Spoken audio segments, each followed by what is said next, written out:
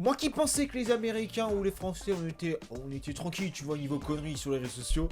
Mais je me suis trompé. J'espère que vous êtes attachés confortablement à votre siège. On va parler d'une actualité de l'autre côté de l'Atlantique. Parce que je vous promets que niveau conneries, les Américains, ils arrivent loin devant nous. Jurons qu'on n'est pas non plus... pas loin dans le classement. Hein. Bref, que s'est-il passé ?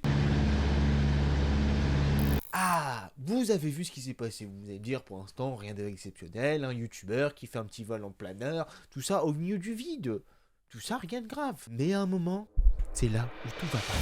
Holy I'm over the mountains and I get out of engine out. Holy oh shit.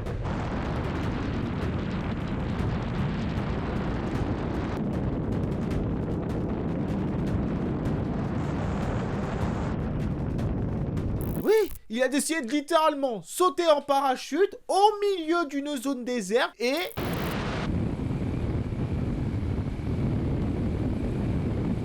il a craché son avion.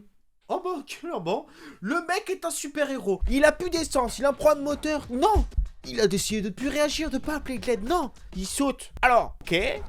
Mais le plus drôle dans cette histoire, c'est qu'on s'est fait un petit peu avoir. Alors, pourquoi vous allez me dire on parle de cette vidéo? Parce que vous vous êtes dit, bon, encore un youtubeur qui veut faire du sensationnel, qui a fait plus de 2 millions de vues, tu sais ce que tu feras jamais dans toute ta carrière. Voilà. Alors déjà, oui, c'est pas très sympa. Mais au final, on va se poser la bonne question. Pourquoi aller jusque-là? Alors en fait, depuis le départ, je vais vous despoil. C'est Pipo. Oh non, mais on l'avait vu venir. Les youtubeurs menteurs, bien sûr, comme on les connaît grandement. Ouais. Alors pourquoi? Parce qu'en fait, il s'est avéré que c'était un mensonge. Il faudrait d'un placement de produit. Alors, soi-disant un placement de produit. Franchement, qui sera assez con pour sponsoriser une vidéo en disant, bon les gars, la vidéo de notre jeune youtubeur là, qui a l'air vachement intéressant, là, Trevor. Qu'est-ce qu'on va faire avec lui? Il va cracher son avion? Bien sûr, on signe! Donc en fait, ce qui s'est passé, c'est qu'il a eu aucun problème. Il a craché son avion comme ça, en faisant un petit saut en parachute, comme ça à la volée. Et vous, en France, on pourrait pas faire ça. Pourquoi? Parce que c'est des heures pour faire un saut en parachute. On apprend que t'as sauté en parachute sans, soi-disant, savoir le faire, et qu'en plus ça s'avérait faux. Ah, t'es dans la merde, mon coco! C'est normal, tu sautes pas tout seul comme ça en parachute, faut pas décoller non plus. Qu'est-ce qui s'est passé après tout ça? Donc forcément, on a appris que c'était pas vrai, que les youtubeurs nous ont encore menti. Voilà, forcément, on sait tous, à chaque fois on se fait avoir dans toutes ces manipulations, et au final, qu'est-ce qui risque? Alors, rostons l'histoire. Donc, youtubeur qui fait semblant que son avion s'est craché parce que monsieur avait des problèmes techniques, bla bla bla bla. Mais en fait, il s'avérait qu'il a caché l'avion. Tout simplement, il a pris l'avion, la carcasse de l'avion, il l'a fait emmener en hélicoptère, il l'a découpé en petits morceaux et il l'a foutu à la poubelle. C'est pas une blague. Ah, littéralement, les articles de presse le disent, il a foutu ça dans la poubelle. C'est un génie. Genre le mec dit, t'as fait un meurtre, t'as tué tout ce que tu veux, faut se débarrasser des preuves, à la poubelle. Je savais que les Américains, des fois, c'était pas des flèches, mais à ce point-là, quand même, faut pas déconner. Hein. Et qu'est-ce qui s'est passé avec tout ça? Alors, sauf que, malheureusement, avec tout ça, bon, déjà, forcément, de faire un crash d'avion, certes, au milieu d'une zone déserte, bon, c'est pas déjà ouf, mais bon, au moins, il a pas dit, j'ai fait ça dans une maison résidentielle, j'ai échappé à la mort, mais j'ai failli tuer 5 enfants. Bon, après tout, la échappée belle, hein. Franchement, rigolez pas, ce serait capable d'arriver dans un délire. Enfin, il y a quand même un génie qui pourrait arriver, il faut dire, tiens, j'ai une idée brillante. Et au final, l'État lui avait demandé de restituer l'avion, il l'a dissimulé, il a jamais avoué, ça s'est mis au bout de 1 an, parce que la vidéo remonte il y a quand même plus d'1 an, et il risque 20 ans de prison pour dissimulation de preuves. Tout ça pour une vidéo YouTube. J'espère qu'elle a rapporté beaucoup, hein, parce que sinon, franchement, ça me ferait chier perso de mettre autant d'énergie, de moyens pour cracher un avion et manger 20 ans de prison derrière. Perso, je suis pas fan. Les Américains vont commencer à se détendre un petit peu. Bon, en vrai, cette vidéo, elle a pour but de montrer un petit peu là où sont tous prêts à aller les gens pour buzzer sur les réseaux sociaux. Alors oui, effectivement, il y a certains, c'est des micro-trottoirs où on parle des parties intimes d'un homme ou d'une femme. D'autres où c'est carrément en train de nous prendre littéralement pour des idiots. Et là...